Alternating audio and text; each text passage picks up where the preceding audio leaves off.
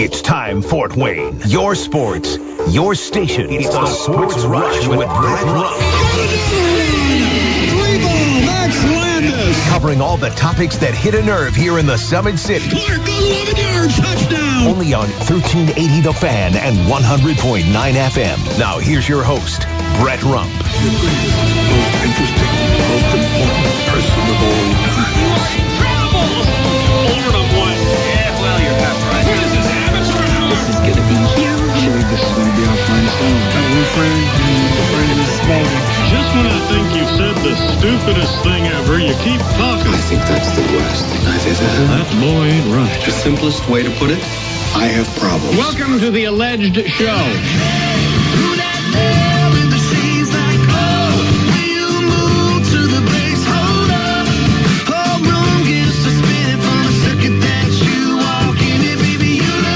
Oh, it is looking good on a Monday. Bright and sunny and nice and warm. Oh, spring is coming soon. At least that's what that groundhog told us. Punxsutawney Phil said, we'd have an early spring, so maybe this is the start of it. Hey, enjoy that drive home today. Maybe even wear the shades, or maybe you've got to flip down the visor just to keep the sun out of your eyes. But welcome to the Sports Rush, your daily local sports fix, 4 to 6.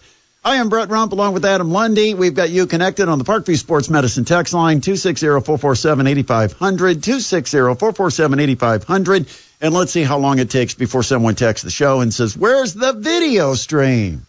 Because I know it's coming from Ryan. Yeah.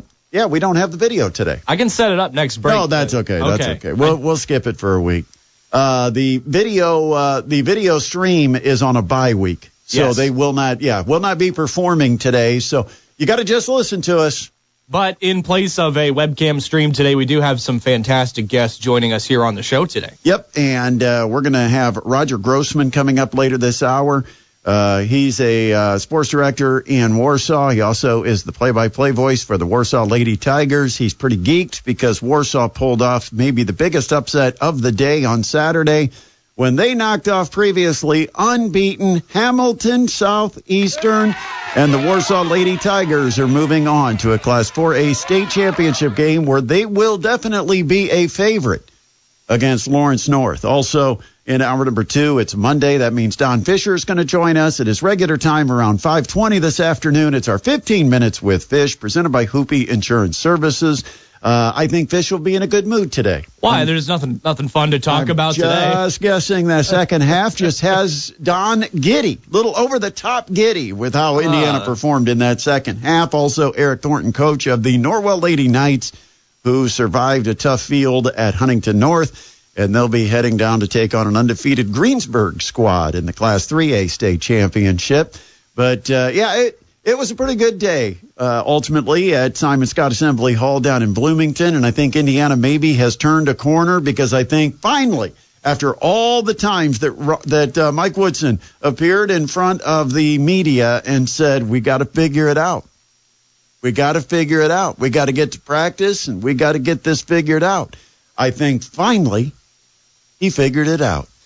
Yeah, he did, and they played very great defense and looked very good offensively in the second half against Purdue. And you can certainly be happy about this win, and the Hoosiers kind of starting to get things together, but it's also just kind of a weird vibe at the same time because, Woodson's, going to be leaving at the end of the season. So what does this end of the year success mean for the Hoosiers? But here's the other part of this. Okay, if Mike Woodson was coming back next year, one of his concerns, or if he believed he was coming back, one of his concerns would be who's coming back with him. And therefore, you're always thinking about your rotation or guys sitting on the bench that might be getting upset or might be thinking, I'm not playing, I'm going to transfer. You know what? He can say now, the heck with it. If you don't like it, go ahead and transfer. I'm not going to be here. I don't have to worry about it. I've got to put the 5 best players on the floor, and if 4 of them are seniors, and I've got an underclassman or 2 that's going to sit and grumble about not getting playing time, go ahead. Right there's the door. You can walk out. You can walk out right with me, because that's where I'm going when the season is over.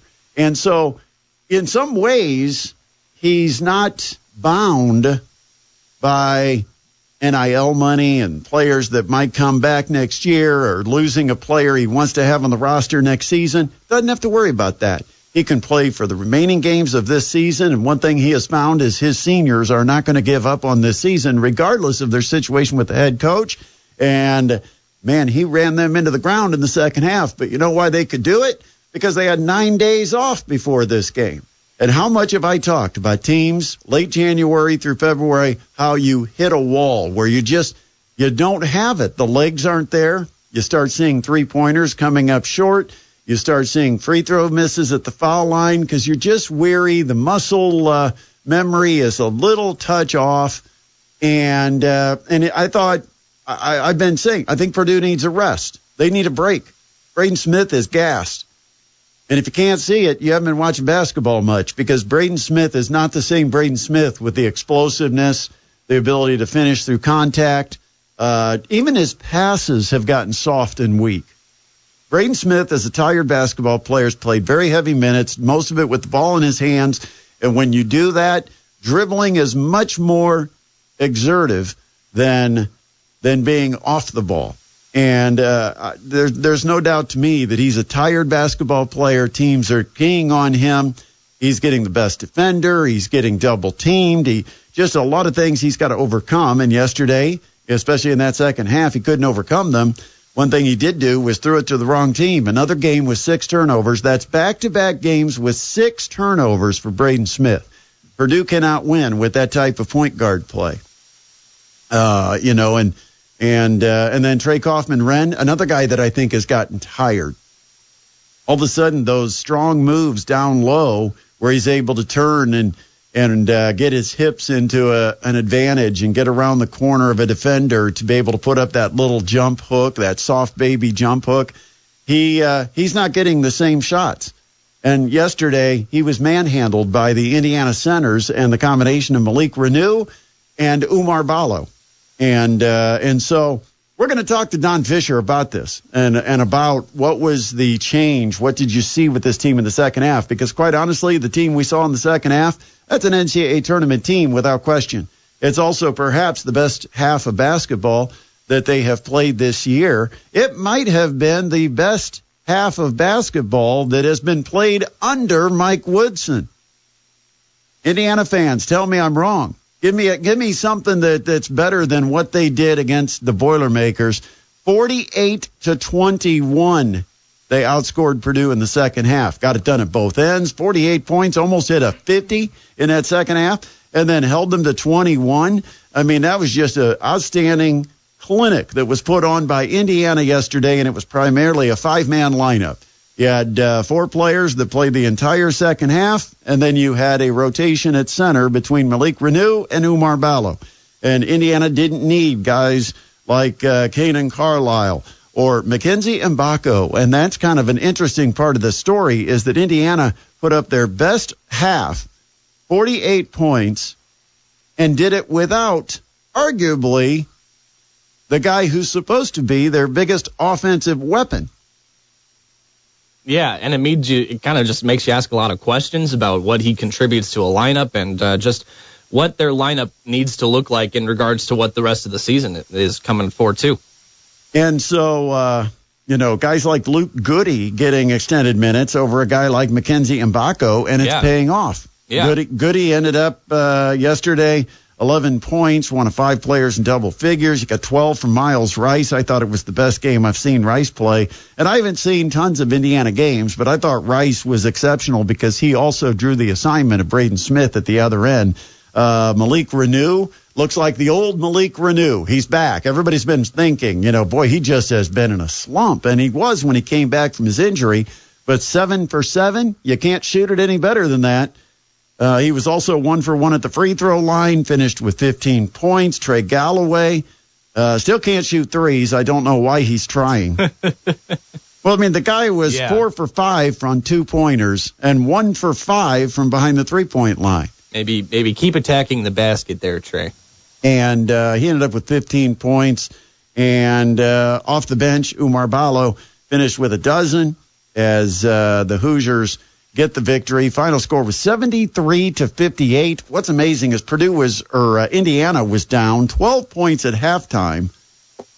And I think there were fans ready to leave. They were contemplating whether or not they stayed. Yeah, yeah, and it was like, actually, oh, this is kind of ugly. 25 points, down 12. It was actually, yeah, and it felt like Purdue was taking the momentum into the locker room at halftime. They got a really nice, like, rainbow three from Fletcher Lawyer close to the end of the half, and got that 12-point lead, and it really did kind of feel like, Purdue was going to run away with this one, but credit to whatever Woodson did in the halftime locker room to get those Hoosiers coming out roaring in the second half. Statistically, everything seems to indicate that Indiana was terrific yesterday, and they were. They passed the eye test, but they had 18 assists on their 28 made baskets. They turned it over only 7 times after turning it over 20 times during the first meeting. They forced Purdue into 16 turnovers, including 9 Indiana steals. Those live ball turnovers. It's the LBT. That scared a few folks when I said that. LBT is what affected this game. Live ball turnovers. And it's the same thing that Purdue suffered in the game against Michigan State when they had too many LBTs, and Braden Smith was responsible for most of those. Back-to-back games with 6 turnovers from Braden Smith. Yeah, I think they're doing a good job of, wearing him down, forcing him into some pressure situations that kind of, make him end up making these mistakes and forcing things. So good job. And I think a lot of teams are just kind of discovering if you can limit Braden Smith's control of the game and limit his production, getting the ball out to his other players, I think that's a really good game plan. 2 weeks ago, Braden Smith was the front runner for the Player of the Year in the Big Ten. Yes. And it may have not even been that close. Right now, I'm not sure it's his to win. We'd have to start doing some research because we were just pretty much ready to concede it that nobody was playing better and leading their team to the top of the Big Ten standings any more than Braden Smith was. But it's not been the same Braden Smith. And I think it's a tired Braden Smith. I don't blame Braden Smith totally in this. It's not like, you got lazy and now you're stinking up the joint. That's not the case at all. I think for Braden Smith, he's been weighed on so heavily. And, Zach Edey was 7-something and 300 pounds, and he could handle all that to be the guy that carries the load. But Braden Smith is 6 feet tall. I mean, he's an athletic body, but he's not like a guy that carries a bunch of extra padding to be able to withstand all the physical punishment he takes during a season, all the exertion of having to break the press on the dribble, having to, cut, run the pick and roll. I mean, he goes through a lot of energy during a college basketball game, and I think he's tired. I'd agree. Yeah, it's getting rough here. And now you also worry just about the snowball effect of losing 4 in a row and what that does to your team's mentality. But I think Matt Painter also has the ability to get teams out of a funk. So we'll see. Also, news from the weekend, my man isn't coming to Bloomington, or at least that's the thought. Yeah. Oh, maybe it's a ploy. Maybe it's Dusty getting the commitment from Michigan, so now he has a number that he can take to IU. Huh? Maybe. I'm still trying. Dusty May, it was announced by Michigan that Dusty May's agreed to a contract extension to keep him as the head coach of the Michigan Wolverines. And not great news for the Hoosiers, although... there's still plenty of names out there.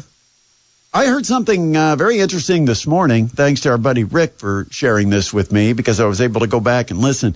Kent Sterling, on his video this morning, dropped this little nugget that he talked to a booster who has very close connections to people in the know at Indiana. And they relayed the message that Indiana has their guy. Oh. What? Can't announce it till obviously the season's over. Yeah. Probably an active coach. But what I've heard from Kent this morning is that Indiana has their guy. Interesting. And that just tells you how private and how quiet things are in Scott Dolson's office, because we've heard nothing. No names have surfaced. Nothing. Is it Mick Cronin? I hope not. I hope not. I'm still kind of bummed that Dusty May isn't the guy that's going to end up in Bloomington. Yeah. All right, let's find out what's happening in the world of sports. Today's top headlines with Adam Lundy.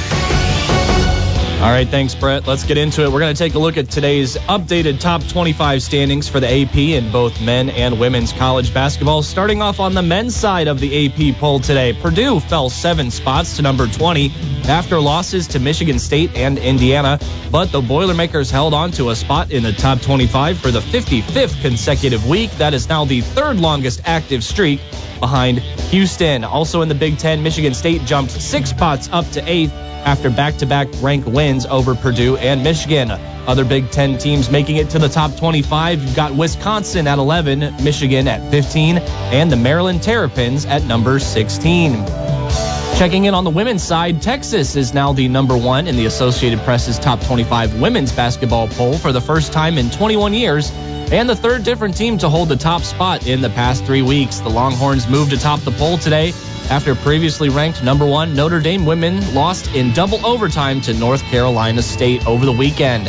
And UCLA had been the number 1 for the 12 weeks prior to the Irish's brief stint. And that's a look at your today's top headlines, Fred. The Horizon League with 11 teams, it's soon going to be 12. We'll tell you about that when we return. It's a Sports Rush on 1380 The Fan and 100.9 FM. Just read on social media that Lester Holt is going to step away from the anchor desk at NBC. It was just announced he'll maintain a role on Dateline, but he will step away from the nightly news on NBC, and no replacement has been named. 260-447-8500, our Parkview Sports Medicine text line, if you'd like to weigh in on what you think about Indiana or Purdue. Stories galore with both of those squads. Let us know what your thoughts were on the game, what you think about the 4-game losing streak for the Boilermakers. Are the Hoosiers alive for an NCAA tournament berth? Ooh, that's the question now. I mean, in the last, week or week and a half or whatever it's been, they've knocked off Michigan State and Purdue. They've boosted their chances. They've definitely gotten quality wins. Yeah. That's huge, yeah. And now all they got to do is not give it back. Take care of business against Penn State. Try to at least get the split out west against Washington and Oregon, and then finish up at home with a victory over Ohio State. And you're probably in a pretty good spot, unless you lose your first Big Ten tournament game. Yeah, absolutely. Just checking out the latest bracketology. Keep in mind, this is about 3 days old, so it still hasn't factored in the win over Purdue. Well, then why are we talking about it? I guess so. I guess we won't talk about it yet until they update it. Yeah, we got to get an update. All right. Well, as of right now, Indiana's still in next 4 out, but I think we'll see them in first 4 out or last 4 in next. Yeah, I think right now they are literally straddling the fence on the bubble. Oh, you hate those in other fence words, sitters. if there's something impressive between now and the end of the season, or they don't have a flop, I think they could probably fall in to the good side of the fence. Yeah. If they make a mistake and they get crushed by Penn State or Ohio State at home, or they get blown out by Washington and Oregon, then all of a sudden it's like the math's not going to add up here. But a lot of it depends on those other teams that are being put on the bubble, what they're doing as well. Because remember, all of those teams probably have conference tournaments and everything else. So, yeah. We'll see. But right now, I feel like Indiana made a statement, and I did not think this team was going to give us a statement before the end of the year. So they're in a much better position than I expected them to be. I will admit that. Yeah, does it almost feel like kind of a shame that they're having success now at the end of the season and might have a little bit of a tournament run just to kind of have to restart at the end of the season? No. No, you're not mad about that? Not at all. Okay. I kind of feel like the move is being made that needed to be made because this group of players underperformed, and now they're starting to get it. It's not even the group of players we probably expected to be the best 5-player combination for the Hoosiers. Mm-hmm. But sometimes that's just chemistry. Certain guys, the way they defend, the way they help each other, the way they run the offense together, the roles that they play, sometimes the fit is not what you expect it to be. That's why Mackenzie Mbako could sit on the bench the entire second half, and Indiana outscores Purdue 48-21. And so, and Anthony Leal, I mean, he has not done a whole lot of things special, but he does what he does do really well. That's a good way to put it. Works his butt off defensively. There's not a lot of stats in the box score that are going to show you that he guarded a guy well. Right. Not a lot of stats that are going to show you he was in the right position for help side defense. No, and there's been times when I've looked at an IU box score, especially in a loss, and I've just kind of asked, what does Anthony Leal do? But, games like this win against Purdue, it's really goes to show what he contributes on the defensive side of the ball. 260-447-8500, the Parkview Sports Medicine text line. We teased it coming in to the break, and we'll let you know the Horizon League is expanding. Coming up in 2026, time to welcome a 12th member to the league, the Northern Illinois Huskies. Except football. And a couple of other sports that the Horizon League doesn't play. But still, very cool. But the vast majority of sports, they are going to be a Horizon League member. That includes men's basketball and women's basketball. And so if you're a Sports Rush listener and you're a committed listener that listens to this show regularly, this does not shock you. No. We kind of told you when we looked around the Midwest landscape, where else was Northern Illinois going to go? It just makes the most sense geographically, level of play. It fits perfectly. But they will join the conference in 2026, according to a release from Northern Illinois.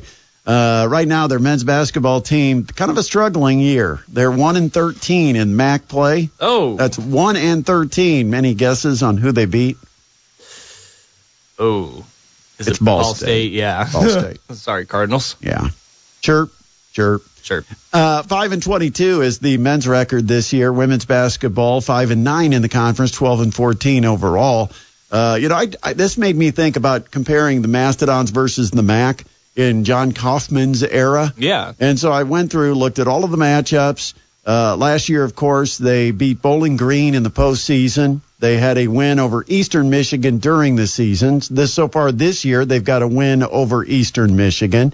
Back when he was in his early stages as the head coach, they had a nice little run. In fact, he didn't lose to the MAC until like the 2017-18 season. They had a run where he beat Miami of Ohio 3 times, beat Western Michigan, and beat Ball State, and was five straight wins back in 14, 15, and 16, I think it was. Don's owned the MAC. But Kaufman now overall against the Mid-American Conference as the coach of Purdue Fort Wayne is 9-6. There you go. Good stuff. Everybody wants to think the MAC's a better conference because the schools are bigger. And because they have football. And the schools are better known because they have football. Yeah. Not the case. I mean, we've said it and we'll say it again multiple times. I think the Horizon League Hoops is a higher quality than MAC. It is. I mean, statistically, it is. Yeah, look at Ken Palm, look at Net, look at all that fun stuff. Horizon League and the Summit League, to me, are close, and it's on a yearly basis. It could maybe shift slightly, but I think the Horizon League overall is like a half tick above the Summit League, and I think that the Mid-American Conference is a full tick or tick and a half below those two. Just overall quality of the league, quality of basketball in the league. Talented players. I mean, look how competitive the Horizon League is. After this weekend's results, I mean, you've got like 5 teams tied for first or second. I mean, it's crazy. A lot of talent that we see in the Horizon League, especially, Purdue. Mastodons got out of 5th place and didn't play. Love that. Yeah, I love that. Yeah, they got out of 5th place by not playing. Just let everybody else above you lose. Fantastic. We got a text here on the text line 260-447-8500. You can text in if you want to weigh in on anything. They want to ask: is Toledo next out of the Mid-American Conference to join the Horizon League? There's been talks about that, and I don't know if it's something financial, but probably not. Because remember, this entire domino started because Northern Illinois was invited to join the Mountain West in football only. Right. And that meant they would leave the MAC in football, and they would need to find a new conference for their remaining sports. So unless Toledo is invited for football only to another conference, I don't think it happens. Yeah, and I don't think it's going to be a case of them continuing to play football in the MAC and then the rest of their sports in Horizon. I don't think I'd love to have Toledo. They're great in the Horizon League. Yeah, that'd be fun. I mean, I'd love Bowling Green to make the switch, but Bowling Green isn't going anywhere if Toledo's still in the conference because they've got a nice little rivalry. They're like 25 minutes apart. Yep. But both of those trips under 2 hours, not much more than an hour and a half. In fact, you can get to Bowling Green like an hour and 20 minutes. I did it last year when they played in the postseason. But I would love those two to join because, you know, the more right now Fort Wayne is the center of the Horizon League footprint. I mean, you've got teams that go all the way up to Green Bay. You've got teams all the way to Pittsburgh. Mm-hmm. And then south down to Cincinnati and north up to Oakland. And if you look at a map, that means Fort Wayne's kind of right in the middle. Yeah, right smack dab. So anybody that's within that circle, or maybe it's more of an oval or a kidney, but the point is anybody that's inside, south of Oakland, that is west of Pittsburgh, that is south or southeast of Green Bay, and north of Cincinnati. It would be great for Purdue Fort Wayne to have them in the Horizon League. Yeah, it would, but now here's the only problem. You start to get too many teams, and remember, it's still a one-bid league. Is adding teams going to get you a second bid? Maybe not, which makes it even tougher. Because right now you're one out of the 11 teams in the conference that get a bid. Right. And, it's going to be 1 out of 12 coming up in 2026. So, how many do you want to invite to add a little fan value to it, because it also takes away the chance of being the team that makes it to the NCAA tournament. Yeah, but definitely welcome to the Huskies next year. We're looking forward to welcoming Northern Illinois into the friendly confines of both the Gate Center and the Coliseum. I've got big news. Oh. This has been one of those days where major stories that affect our city and city athletics, like the Horizon League expanding, that affects Purdue Fort Wayne. Yeah. I've got another one. Oh. It's about football. Oh. Oh, not that football. What? Yeah, we're talking European football like soccer. Oh. Do we save it or do we tell them now? Yeah, coming up after 5 o'clock. Okay. I'm saving it. All right, we're saving it. Yeah, but it came down, the news came down today. So everybody's sitting there thinking, do I wait for Rump or do I try to get on social media and start doing a search? But I got news about soccer in Fort Wayne. Also, Pacers, nice win yesterday. Also coming up, we've got Don Fisher, who will join us at 5:20 for our 15 Minutes with Fish. And we've got Eric Thornton, the head coach of the Norwell Lady Knights, who are heading to their second consecutive Class 3A state championship game in girls basketball. He will join us to talk about his Lady Knights and what they accomplished at the semi-state on Saturday, and what he thinks is one of the challenges in facing an undefeated Greensburg squad this Saturday. Busy day here on the Sports Rush, huh? Yeah, I mean, like we said, we were getting ready for the show today, and I think I printed out an encyclopedia's worth of stuff. Thought we had a full show, and then 2 big stories broke. Yeah. You know what we haven't even mentioned yet? What? The bus fire. Oh, my goodness, man. Thank goodness everybody's safe in that. That was insane. All I can say is that IU Indy coming back from a loss at Northern Kentucky, and it was a close game, 4-point loss, probably already not in a great mood. Right. Then there was a mechanical failure on their bus, their charter bus that they were taking back to Indianapolis.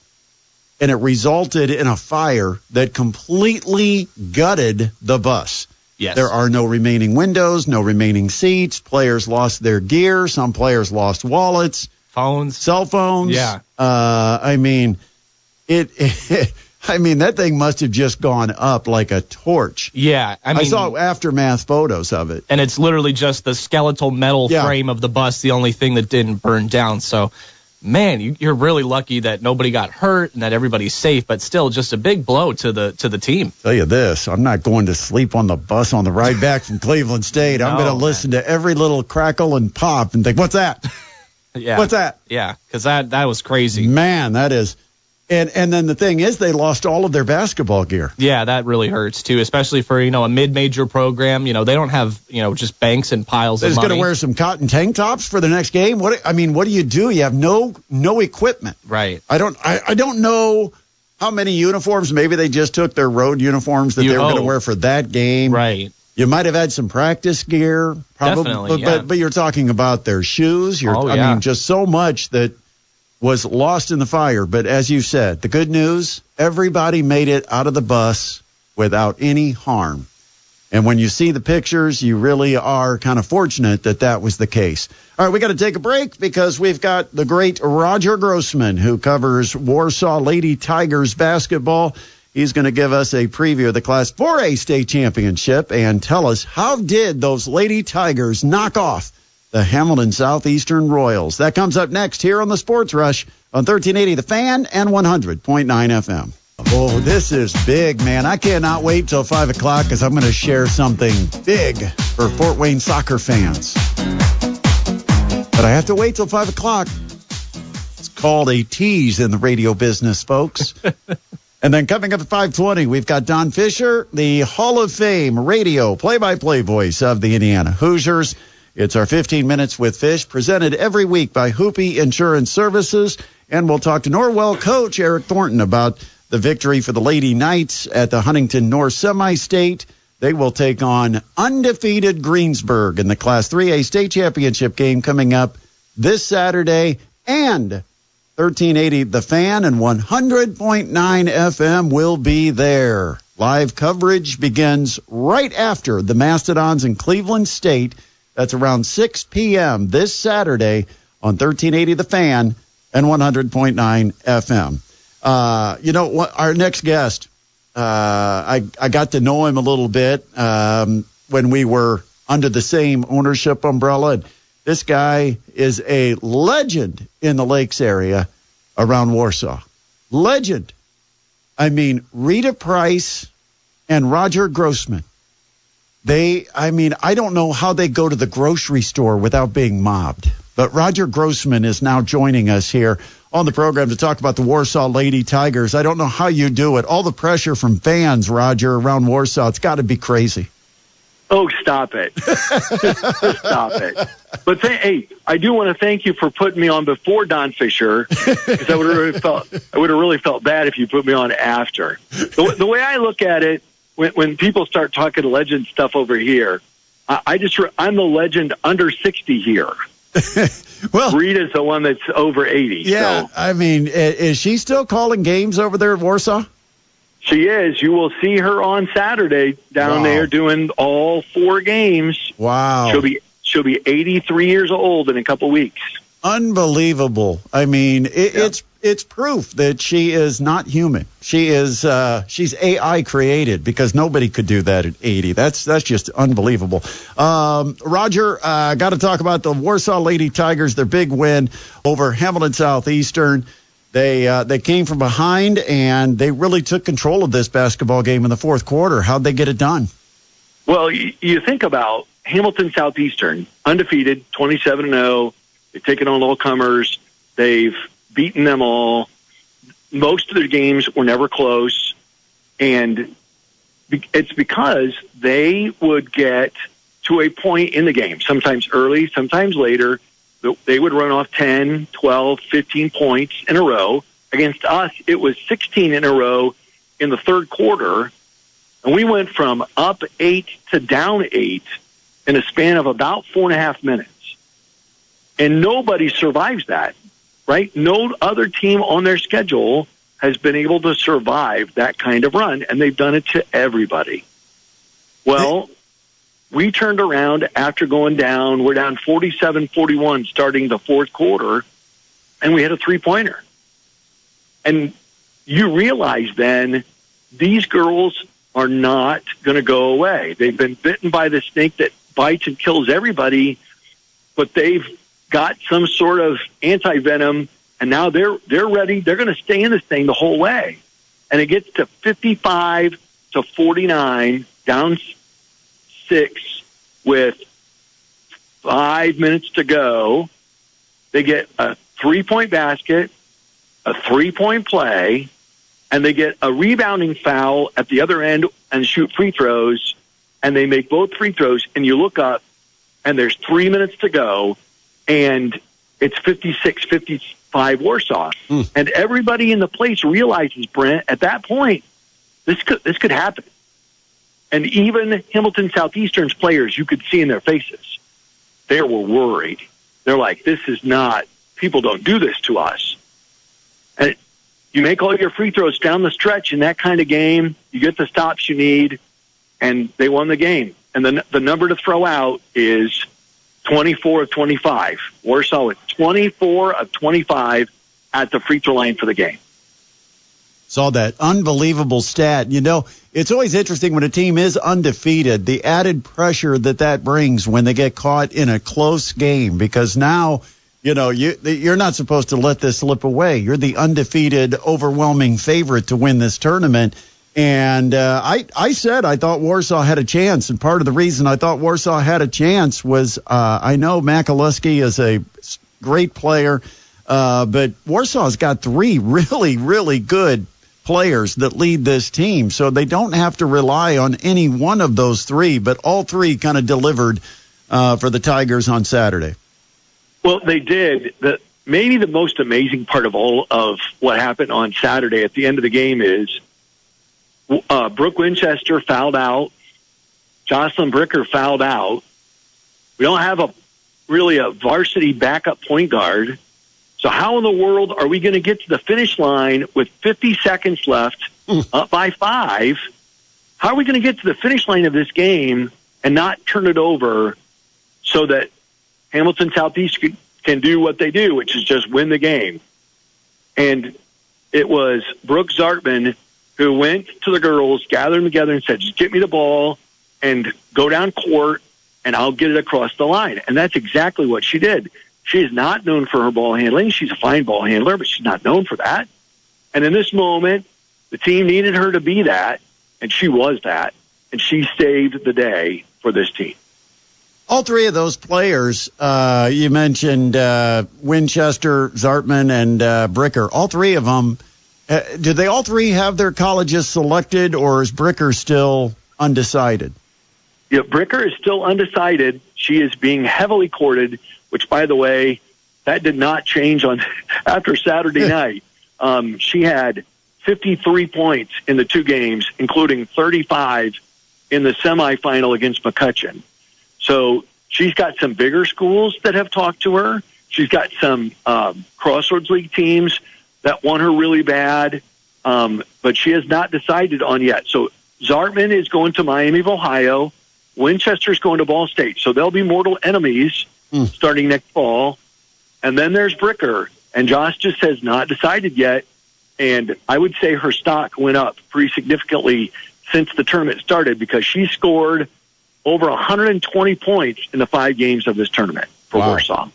All of a sudden, Warsaw now is going to be the favorite on Saturday, and they take on a team. And sometimes you have to forget about what happened in the regular season, because there's some teams that just raise their level of play when they get to the postseason, and it seems that that's the case with Lawrence North. What do you know about Lawrence North?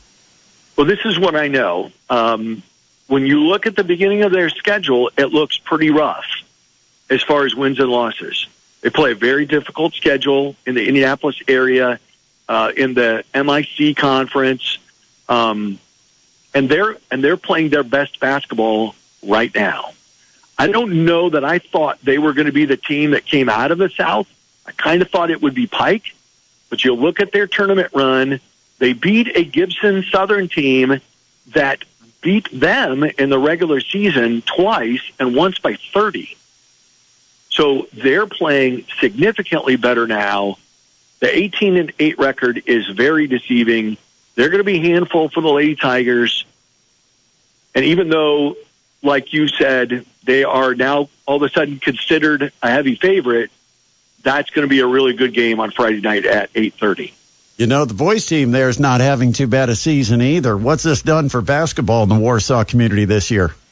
Well, here's the thing. If you've come to a Warsaw home game this season, you haven't seen your team lose. The girls went 14-0. The boys won 2 more over the weekend, and they're now 10-0 with a home game against Tippecanoe Valley tomorrow. The boys and girls varsity teams are unbeaten at home. And you got to go back you're talking going back to like the 89-90 season to find a time when the boys and girls were both unbeaten at home. With the injury to Luke Bricker, tearing up his knee, out for the season, that's the difference between maybe making a third run to Indianapolis between football and girls basketball and maybe just winning the sectional and maybe the regional. But if you look at the team's stats in the 5 games now that they have played since Bricker got hurt, their numbers are a little bit better than what they were when Luke was playing, which doesn't say anything that Luke has been doing anything wrong or was hurting the team. They're just a lot more focused now on what they have to do because Luke was their best defender. He was their best 3-point shooter, percentage-wise and numbers-wise. And Luke would take the ball and just make a play because it kind of looked like they needed it. Now they don't have him to lean back on anymore. So they're having to do a lot of that stuff on their own. And remember, the last 4 games going into the weekend, they didn't have Carson Gould at all. He had turned his ankle about 3 weeks ago, and he's just now starting to play, and he'll be ready, should be full go for the sectional next week. So they're trying to figure some stuff out.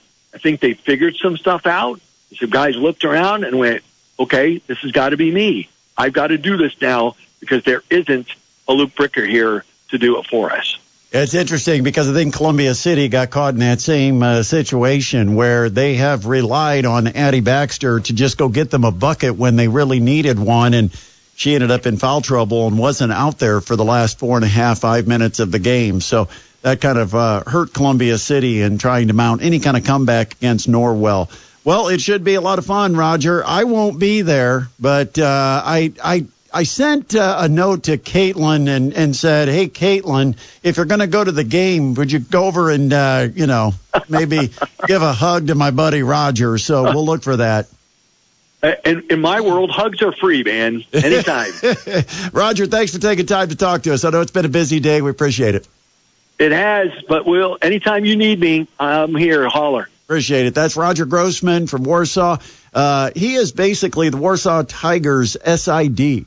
If you ever have a game against Warsaw and you're doing the game on radio, all you got to do is just make sure Roger knows you're going to be there, and you will get a complete media kit. I mean, it's wonderful what he does for Warsaw. And not only that, but fans love him because he's the play-by-play voice of the Warsaw Tigers. We'll take a quick time out and come back. After 5 o'clock, we're going to take you home on this Monday, and we're going to tell you some big news with soccer in Fort Wayne. That comes up on the other side. It's a Sports Rush on 1380 The Fan and 100.9 FM.